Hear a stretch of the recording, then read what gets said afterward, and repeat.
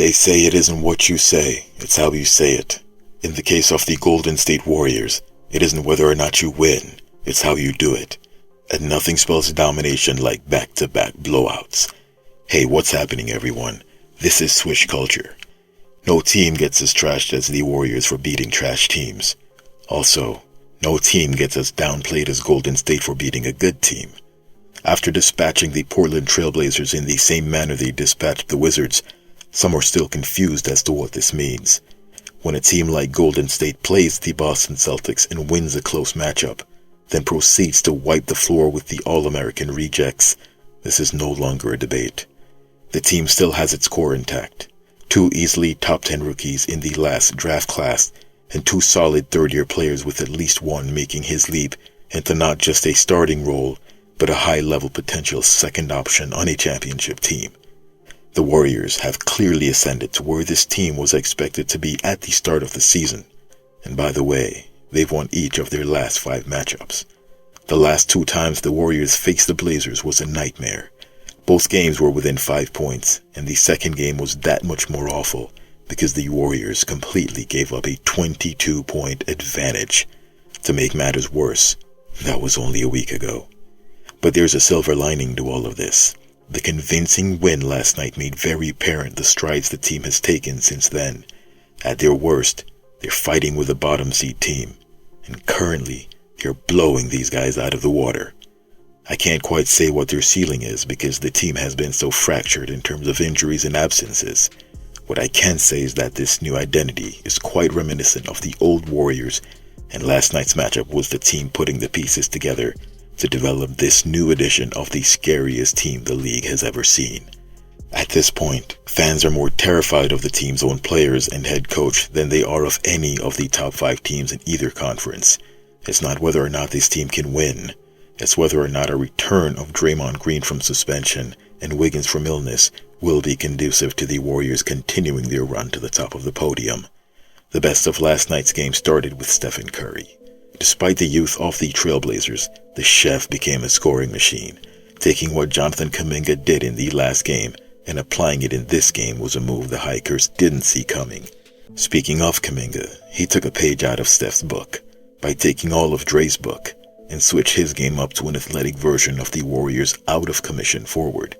Yet again, this young team, a combination of Lillard's leftovers and the first losers in the Wemby sweepstakes, got baited and had no idea how to respond to JK facilitating and defending instead of scoring. Pod's playing despite having to wear a back support still manages to be omnipresent, almost notching a triple-double till Steve did the responsible thing and pulled him out of the game to avoid blowouts on both sides.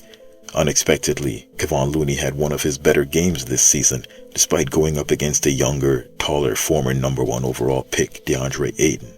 With TJD rivaling the other top 2 centers, also the top 2 rookies in his own rookie draft class, Looney might be responding to the threat of a permanent spot between Wiggins and Draymond on Unit 2.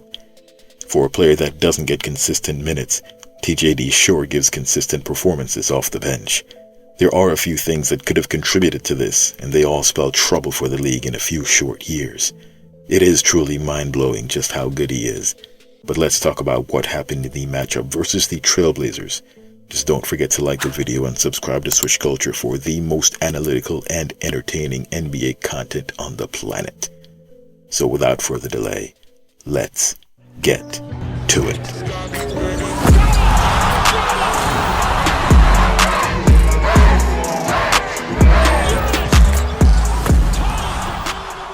The second night of a back-to-back tends to be a bit more difficult. The Blazers came in not looking so sharp without Shaedon.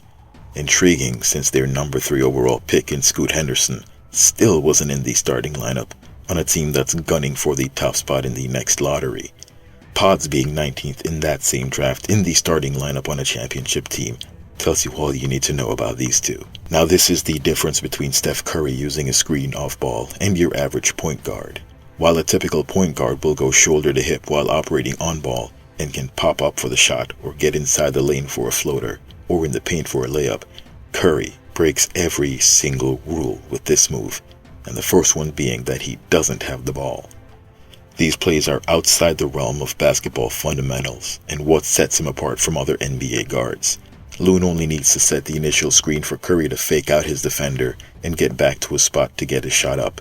He's not even within any sort of proximity to his screener, much less the zero airspace you're required to have when navigating a screen. The amount of foot speed is something which deteriorates over time that is required to execute this move and still maintain an advantage over a player 10 to 15 years younger is incredible. Factor in Steph Curry's history with ankle injuries, and you have to wonder if maybe those ankle braces contain vibranium or possibly secretly storing antimatter. Needless to say, Chef Curry started cooking early. Meanwhile, Kuminga was left to handle the dishes, finding Loon for a dive to the rim trailing the play. The Blazers started hitting some shots, however, going on a run to get a little bit of separation. This happened after Kuminga and Loon were subbed out of the game, and the Blazers ended the first quarter up 7. Kuminga started the second quarter and shortly after got hit with a tech for flopping after being slow to return to his feet. The only thing more inconsistent than an NBA referee is Steve Kerr giving young players minutes. I mean, you have a better chance of getting struck by lightning. The reason we didn't hand them jobs to start the season, it doesn't work that way. If you did that, you'd have a revolt on your hands. All that is to say, if you see your young players on the floor on a nightly basis, your team probably won the lottery. JK didn't take it from the refs lying down, however, and channeled his intensity and almost his opponent into the rim. He still got the basket and the and one to help jumpstart the Warriors in a comeback. Playing alongside Pods, TJD, and CP3, this group quickly eviscerated the deficit. The 1-2 punch of Kuminga and Steph Curry decimated Portland's defense, resulting in a 20-point swing, a continuation of the Warriors pounding Rip City into the ground. When Curry wasn't getting to the hole, Klay Thompson would stroke it from deep. The Warriors went into the third quarter up by 11. Klay Thompson went to work, finding the basket every which way, whether it's from the elbow, from deep, or the highly frowned upon channeling his inner Steph Curry. Seems someone forgot to explain to Klay that back-to-back didn't mean you take shots back-to-back to back. Nonetheless, he was scoring. Until he wasn't, and attempted a lob that sent Kuminga ducking for cover. The Blazers went on a run and cut the lead down from 15 points to single digits, and it seemed the Warriors might be in for a dogfight. That was until TJD came in. The point guards were feeding him, and TJD began to feast. Portland, you do not want TJD to feast. The Warriors opened up the lead early in the fourth, starting with Pods threading the needle on a two-handed bounce pass to send Jackson Davis soaring. The Blazers would simply watch as TJD fell from the heavens and threw down Thor's hammer. It was clear this game was over when Kuminga came back in. The Warriors were up 20, and with just a couple of easy finishes that a tired Blazers team didn't even have enough motivation to contest, called it a night. Not that they'd be able to stop him at this point, even if they tried, but the utter defeat that you could sense from their body language forced Chauncey Billups to raise the white flag. By the end of the game, all they had left was their dignity, and they barely walked away with that. Stephen Curry finished the night with 27 points on 11 of 18 from the field. 9 of those 11 made shots were inside the perimeter, and it shows why the Suns finally moved on from DeAndre Ayton, who gave the Blazers 13 points and 6 rebounds as well as 2 assists in 29 minutes. So how did TJD respond? TJD had 13 points, 5 rebounds, and 3 assists in 17 minutes. That means, for a whole 12 minutes, DeAndre Ayton was doing nothing but saving money on a gym membership. One of these players was drafted first overall, ahead of Luka Doncic, and the other almost went undrafted. The star potential of TJD is staggering. When I mentioned in my other videos that he was a lottery pick, a similar player went number 1 overall a little over 20 years ago.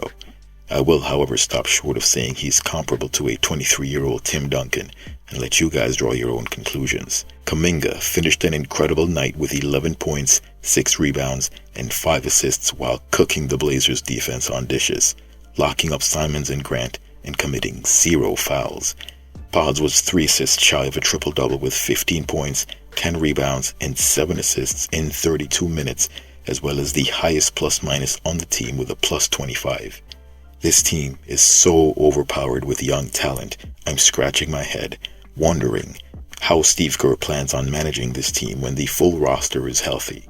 While Kerr should still play his vets, It's important to prioritize his young guy's development for the impending playoff run. The upcoming Nuggets matchup should be quite interesting. Right now, all of these young players are playing out of their minds.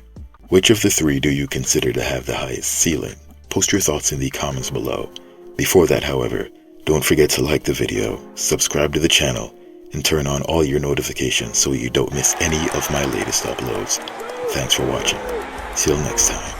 Swish!